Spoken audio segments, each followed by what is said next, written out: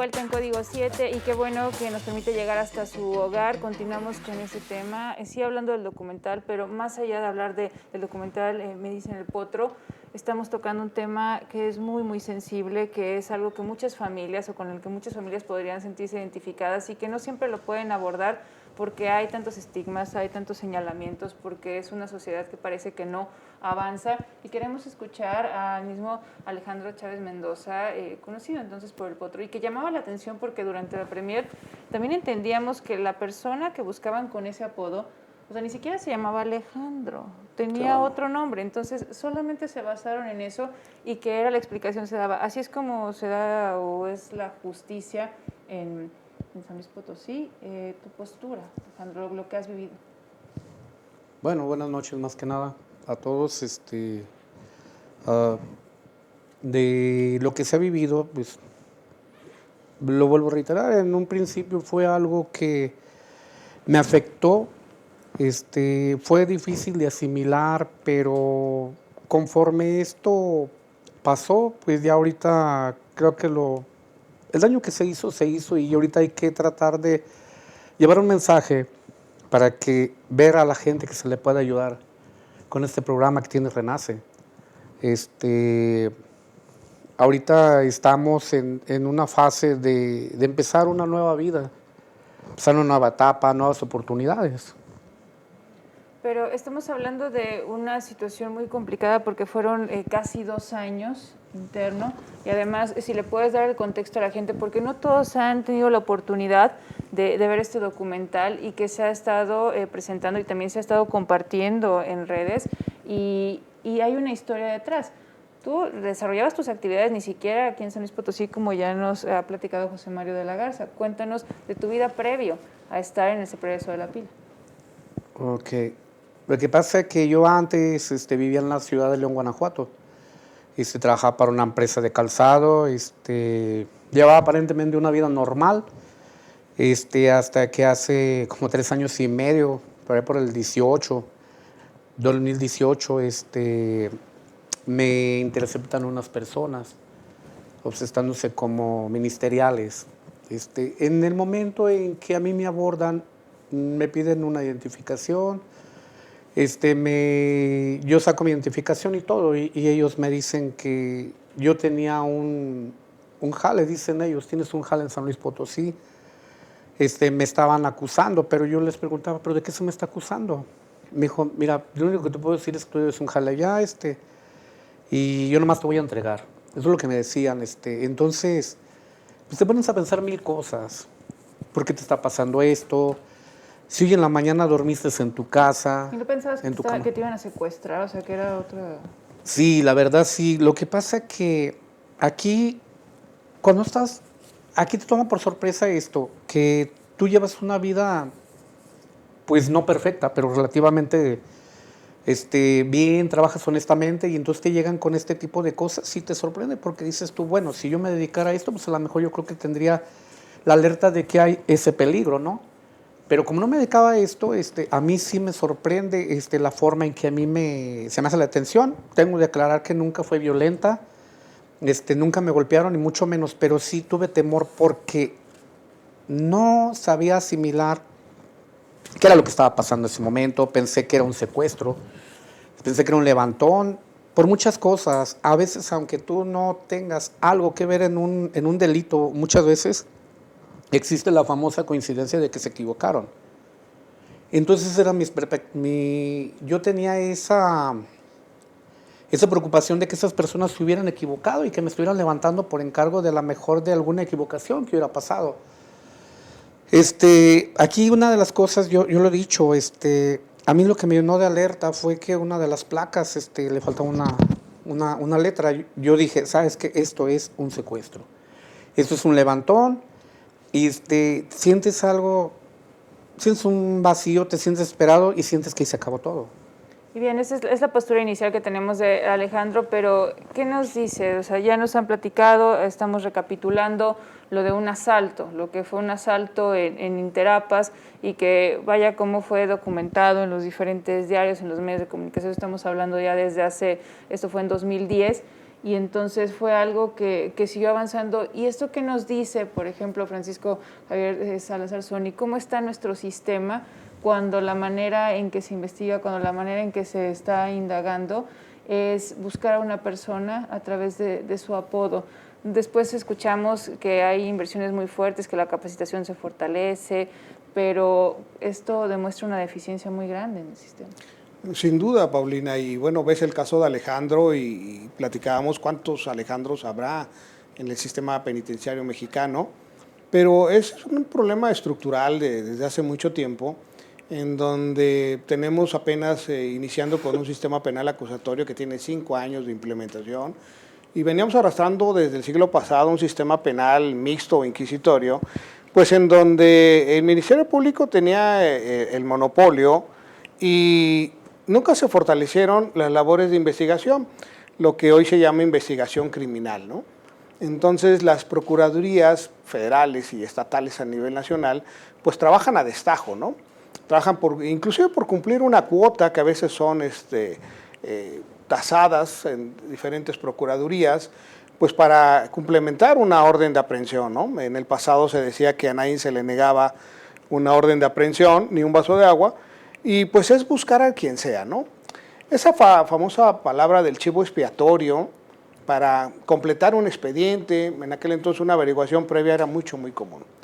Y si le añadimos a esto, Paulina, los métodos poco sutiles e inclusive violatorios de las garantías constitucionales, como es la tortura, o inclusive los procesos de incomunicación, pues ves que la mayoría de la gente que se ve inmerso en un procedimiento penal, pues se ve afectado porque pues no tiene mecanismos. Y lo más seguro es que se afecte a las personas que de escasos recursos, de baja educación y que no tienen posibilidades de acceder a un abogado. Y ahí entramos en otro de los temas, ¿no? Los abogados, los defensores públicos, todas las personas, todos los operadores de un sistema penal, qué están haciendo, si cada quien está haciendo el papel que le corresponde, o simple y sencillamente son puestos estrictamente burócratas, servidores públicos, ya ya quemados, que pues no están cumpliendo con las satisfacciones, con las necesidades de brindar seguridad. Yo siempre, y seguridad y justicia, yo siempre he dicho que en México, mientras no enfoquemos que el problema es no solo el imputado, pero darle claridad a lo que es la culpabilidad. En México no buscamos al culpable o al no culpable, sino al imputado, aquel al que le señalaron por tal o cual situación, como es el caso de Alejandro, y bueno, pues en ese sentido, pues se llena simplemente un procedimiento penal muy viciado de origen, que lleva a personas inocentes a estar privadas de su libertad, y lo que es peor, que nunca hay un resarcimiento del daño y quedan de por vida estigmatizados, y Alejandro ha pasado por eso, para sobrevivir, para conseguir un trabajo.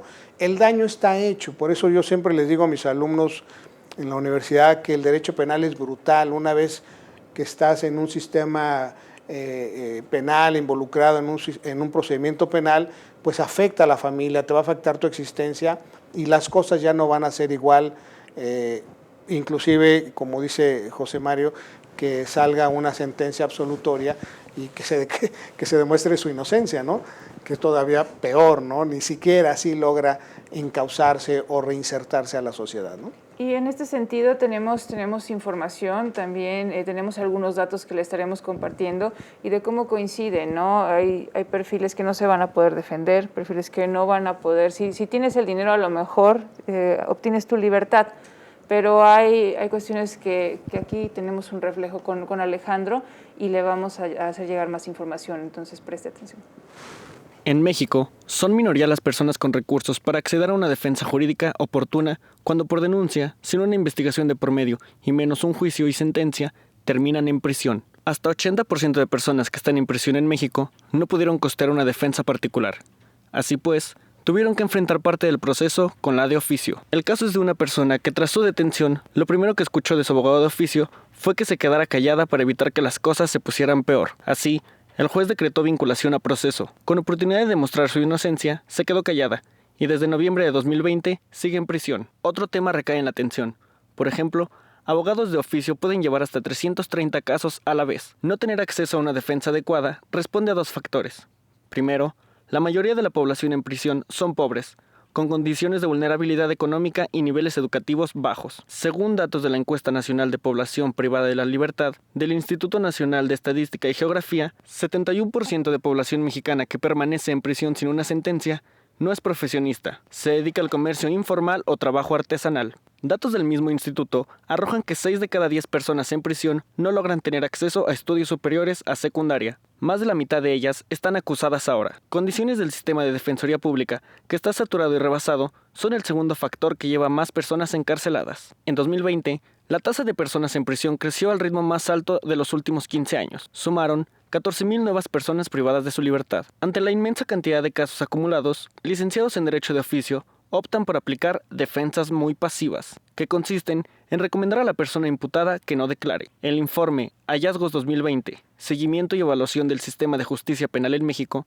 identificó que del presupuesto anual del sistema de justicia, apenas 2% toca a las defensorías públicas, 3.9 mil millones de 177 mil millones. De acuerdo con datos de 21 estados, de 2019 a la fecha, se resolvieron 161.090 casos. De esos, solo 15 fueron por juicio. Datos oficiales revelan que la proporción de personas que salieron absueltas de prisión en 2019 y 2020 por falta de pruebas supera en todos los casos a aquellas que cumplieron una condena. Con imágenes de Luisiana Rodríguez, Maximiliano Vázquez, Noticieros, Canal 7.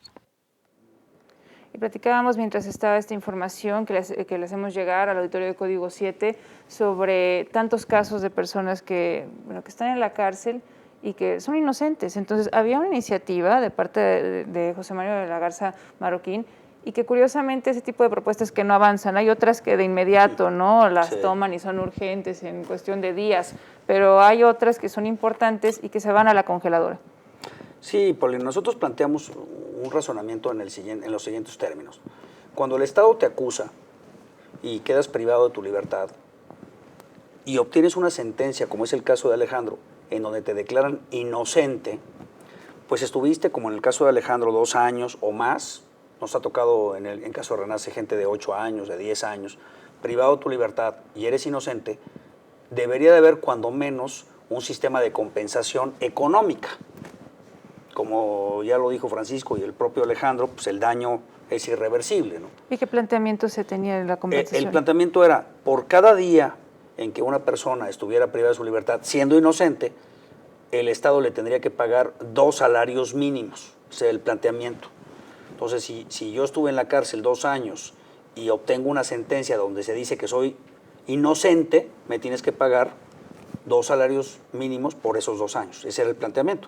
Eso lo que hace tiene 2 efectos. Uno es, pues, resarcir por lo menos económicamente el daño, y el otro es generar una reflexión en la acusación que si la haces mal, que si la haces infundada, que si la haces totalmente de manera ilegal, te va a costar. Entonces se acaban las cuotas, ahí también es una manera de combatir las cuotas. Es una manera de generar pesos y contrapesos. Entonces, si yo voy a ir a acusar a Alejandro y la única prueba que tengo es que le dicen el potro, pues tengo que hacer una reflexión porque esa acusación pues, no va a prosperar y le va a costar y le va a causar un daño patrimonial al Estado por esa acusación, y entonces también vas a tener un funcionario público que le causa un daño económico. Entonces ahí empieza a haber un esquema donde las acusaciones pasan por un filtro de una reflexión de decir, oye, ¿tenemos caso o no tenemos caso?